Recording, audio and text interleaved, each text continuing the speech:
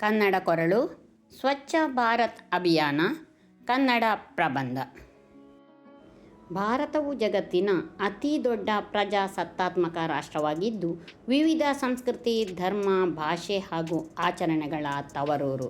ಆದರೆ ಇಂತಹ ವೈವಿಧ್ಯಮಯ ರಾಷ್ಟ್ರದಲ್ಲಿ ಸ್ವಚ್ಛತೆಯ ಕೊರತೆ ಒಂದು ದೊಡ್ಡ ಸವಾಲಾಗಿ ಪರಿಣಮಿಸಿತ್ತು. ರಸ್ತೆಗಳು, ಹಳ್ಳಿಗಳು, ಪಟ್ಟಣಗಳು ಮತ್ತು ನಗರಗಳಲ್ಲಿ ಕಸ ಕಡ್ಡಿ ತುಂಬಿಕೊಂಡಿರುವ ದೃಶ್ಯ ಸಾಮಾನ್ಯವಾಗಿತ್ತು. ಸಾರ್ವಜನಿಕ ಸ್ಥಳಗಳಲ್ಲಿ ಶೌಚಾಲಯಗಳ ಕೊರತೆ, ಮುಕ್ತ ಶೌಚ ಪದ್ಧತಿ, ಪ್ಲಾಸ್ಟಿಕ್ ಬಳಕೆಯ ಹೆಚ್ಚಳ ಇವುಗಳು ಜನರ ಆರೋಗ್ಯಕ್ಕೂ ಪರಿಸರಕ್ಕೂ ಹಾನಿಕಾರಕವಾಗಿದ್ದವು.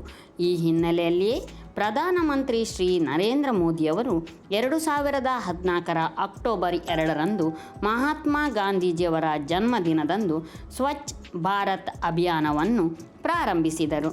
ಅಭಿಯಾನದ ಉದ್ದೇಶ: ಈ ಅಭಿಯಾನದ ಮುಖ್ಯ ಗುರಿಯೆಂದರೆ ದೇಶವನ್ನು ಸಂಪೂರ್ಣವಾಗಿ ಕಸ ಮುಕ್ತವಾಗಿಸಲು, ಪ್ರತಿಯೊಬ್ಬ ನಾಗರಿಕರಲ್ಲಿ ಸ್ವಚ್ಛತೆಯ ಅರಿವು ಮೂಡಿಸಲು, ಶೌಚಾಲಯಗಳ ನಿರ್ಮಾಣವನ್ನು ಉತ್ತೇಜಿಸಲು ಮತ್ತು ಆರೋಗ್ಯಕರ ಜೀವನ ಶೈಲಿಯನ್ನು ಬೆಳೆಸುವುದು. ಗಾಂಧೀಜಿ ಸದಾ ಸ್ವಚ್ಛತೆಯ ಮಹತ್ವವನ್ನು ಹತ್ತಿರದಿಂದ ಹೇಳುತ್ತಿದ್ದರು. ಅವರ ಕನಸಿನ ಭಾರತವನ್ನು ನಿಜಗೊಳಿಸುವ ಉದ್ದೇಶದಿಂದಲೇ ಈ ಅಭಿಯಾನ ಆರಂಭವಾಯಿತು.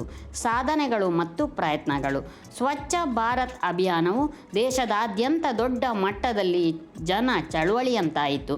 ನಗರ ಪ್ರದೇಶಗಳಲ್ಲಿ ತ್ಯಾಜ್ಯ ವಸ್ತುಗಳನ್ನು ಒಣ ಕಸ ಮತ್ತು ತೇವ ಕಸ ಎಂದು ಬೇರ್ಪಡಿಸುವ ಅಭ್ಯಾಸ ಬೆಳೆಯಿತು. ಗ್ರಾಮೀಣ ಪ್ರದೇಶಗಳಲ್ಲಿ ಲಕ್ಷಾಂತರ ಶೌಚಾಲಯಗಳನ್ನು ನಿರ್ಮಿಸಲಾಗಿದ್ದು, ಮುಕ್ತ ಶೌಚ ಪದ್ಧತಿ ಕಡಿಮೆಯಾಯಿತು. ಶಾಲೆಗಳಲ್ಲಿಯೂ ಮಕ್ಕಳಲ್ಲಿ ಸ್ವಚ್ಛತೆಯ ಸಂಸ್ಕಾರವನ್ನು ಬೆಳೆಸುವ ಪ್ರಯತ್ನ ನಡೆಯಿತು. ಅಭಿಯಾನದ ಒಂದು ಪ್ರಮುಖ ಭಾಗವೆಂದರೆ ಪ್ಲಾಸ್ಟಿಕ್ ಬಳಕೆಯನ್ನು ಕಡಿಮೆ ಮಾಡುವುದು. ಏಕ ಬಳಕೆಯ ಪ್ಲಾಸ್ಟಿಕ್ ನಿಷೇಧಿಸಿ ಬಟ್ಟೆಯ ಚೀಲಗಳು ಅಥವಾ ಮರುಬಳಕೆಯ ವಸ್ತುಗಳನ್ನು ಬೆಳೆಸಲು ಪ್ರೋತ್ಸಾಹ ನೀಡಲಾಯಿತು. ಜೊತೆಗೆ ಜನರು ಕಸದ ಬಗ್ಗೆ ಹೊಣೆಗಾರಿಕೆ ತೆಗೆದುಕೊಳ್ಳುವಂತೆ, ಪ್ರತಿಯೊಬ್ಬರೂ ತಮ್ಮ ಸುತ್ತಮುತ್ತಲಿನ ಪ್ರದೇಶವನ್ನು ಸ್ವಚ್ಛವಾಗಿಡುವಂತೆ ಕರೆ ನೀಡಲಾಯಿತು.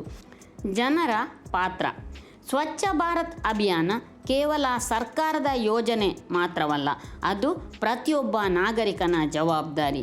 ಮನೆ, ಶಾಲೆ, ಕಚೇರಿ, ರಸ್ತೆ ಎಲ್ಲೆಡೆ ಸ್ವಚ್ಛತೆ ಕಾಪಾಡುವುದು ನಮ್ಮ ಕರ್ತವ್ಯ. ಕೆಲವರು ಸ್ವಚ್ಛತಾ ಕಾರ್ಯದಲ್ಲಿ ನೇರವಾಗಿ ಪಾಲ್ಗೊಂಡು ಸಮಾಜಕ್ಕೆ ಪ್ರೇರಣೆ ನೀಡಿದರು. ಹಲವರು ಸಾಮಾಜಿಕ ಮಾಧ್ಯಮಗಳ ಮೂಲಕ ಸ್ವಚ್ಛತೆಯ ಸಂದೇಶವನ್ನು ಹರಡಿದರು. ಇಂತಹ ಜನಪರ ಸಹಕಾರದಿಂದಲೇ ಅಭಿಯಾನವು ಯಶಸ್ಸಿನತ್ತ ಸಾಗುತ್ತಿದೆ. ಮಹತ್ವ: ಸ್ವಚ್ಛತೆ ಇರುವಲ್ಲಿ ಆರೋಗ್ಯ ಇರುತ್ತದೆ. ಕಸ, ಅಸಮರ್ಪಕ ಶೌಚ ಪದ್ಧತಿ, ಪ್ಲಾಸ್ಟಿಕ್ ಮಲಿನತೆ ಇವುಗಳಿಂದ ಹಲವಾರು ರೋಗಗಳು ಹರಡುತ್ತದೆ. ಸ್ವಚ್ಛ ಭಾರತ್ ಅಭಿಯಾನವು ಈ ಸಮಸ್ಯೆಗಳನ್ನು ತಡೆದು ಜನರಿಗೆ ಆರೋಗ್ಯಕರ ವಾತಾವರಣವನ್ನು ಒದಗಿಸುತ್ತದೆ.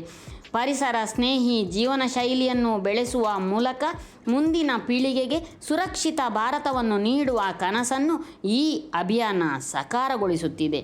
ಉಪಸಂಹಾರ: ಸ್ವಚ್ಛ ಭಾರತ್ ಅಭಿಯಾನವು ಕೇವಲ ಒಂದು ಕಾರ್ಯಕ್ರಮವಲ್ಲ, ಅದು ಸಾಮಾಜಿಕ ಕ್ರಾಂತಿ. ಗಾಂಧೀಜಿಯವರ ಕನಸಿನ ಸ್ವಚ್ಛ ಮತ್ತು ಆರೋಗ್ಯಕರ ಭಾರತವನ್ನು ನಿರ್ಮಿಸುವತ್ತ ಸಾಗುತ್ತಿರುವ ಮಹತ್ವದ ಹೆಜ್ಜೆ. ಪ್ರತಿಯೊಬ್ಬರೂ ತಮ್ಮ ಕರ್ತವ್ಯವನ್ನು ನಿರ್ವಹಿಸುವಾಗ ಮಾತ್ರ ಈ ಅಭಿಯಾನವು ಶಾಶ್ವತ ಯಶಸ್ಸು ಕಾಣುತ್ತದೆ.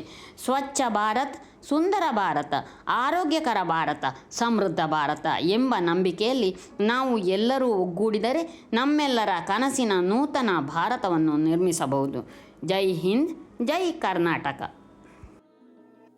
ಇಂದು ಸೆಪ್ಟೆಂಬರ್ 20 ವಿಶ್ವ ಸ್ವಚ್ಛತಾ ದಿನ. ಈ ದಿನದ ಪ್ರಯುಕ್ತ ಈ ಪ್ರಬಂಧವನ್ನು ಕೊಡಲಾಗಿದೆ. ಇದನ್ನು ಭಾಷಣಕ್ಕಾಗಿ ಉಪಯೋಗಿಸಬಹುದು. ನೋಡಿದ್ದಕ್ಕಾಗಿ ಧನ್ಯವಾದಗಳು. ನಮ್ಮ ಭಾಷೆ ಕನ್ನಡ. ಕನ್ನಡ ಉಳಿಸೋಣ, ಬೆಳೆಸೋಣ. ಕತೆ, ಪ್ರಬಂಧ, ಭಾಷಣ ಎಲ್ಲದಕ್ಕಾಗಿ ಭೇಟಿ ಕೊಡಿ ಕನ್ನಡ ಕೊರಳು.